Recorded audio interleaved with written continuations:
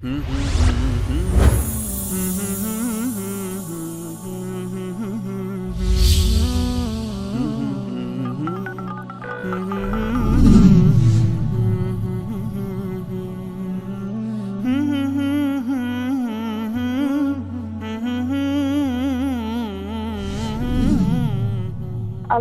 صل على محمد و علی آل محمد کما صلیت علی ابراهیم و علی آل ابراهیم. درود و سلام خداوند بر شما. من برکه هستم از تاجیکستان. سؤال من درباره شیعیان بود. حقیقت را به چشم خودشان میبینند اما قبول نمیکنند. من یکی از ویدیوهای را دیدم که زن شیعه بود که کتاب قرآن را در میداد، تسخیر میکرد، مسخره میکرد. والله 100 جان داشته باشم یکی را پس از یکی از دست بدهم، اجازت نمیدهم که دین ما را از آزار بدهند.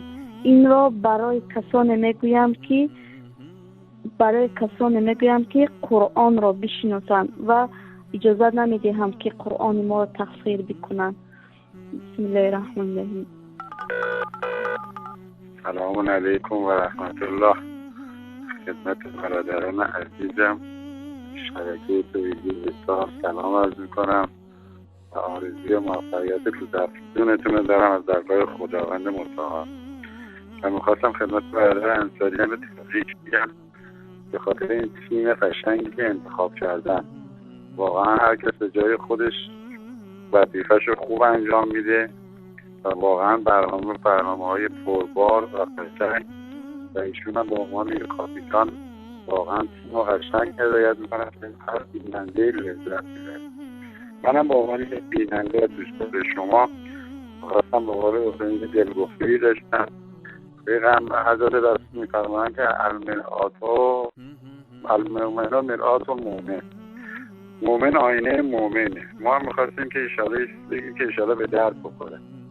انتقادی که نمیتونه بکنیم واقعا جای انتقاد نیست، ولی برای اینکه مطلب رو قشنگ برسه من میخواستم خدمت عرض که کمپانی بنز اومد یه جایزه تعیین کرد و هر کس بتونه انتقادی از این کمپانی رو کنه عیبی از این ماشین بنز بگیره، ما بهش جایزه بنز آخرین سیستم جایزه میدیم. هر کس ما توی این قرعه کشی شرکت کرد و هر کس نظری داد، یکی از صندلیش ایراد گرفت، یکی از فروم ماشین ایراد گرفت، هر کی یه چیزی گفت.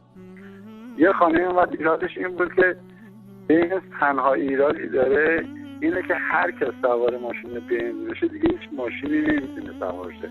این بالاترین عیبی رو توی ماشین. حالا میخواستم بگم منم از این شبکه شما تنها ایرادی که میتونم بگیرم همین که واقعا هر کسی شبکه رو میبینه دیگه هیچ شبکه دیگه نمیتونه ببینه.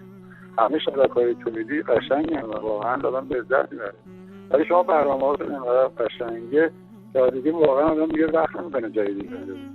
این تمام چیزی مثلا بگم واقعا لذت میبرم از برنامه‌هاتون. انشالله که ما هم دعا کنید و ما رو یادتون نره. خدا حافظ شما باشه.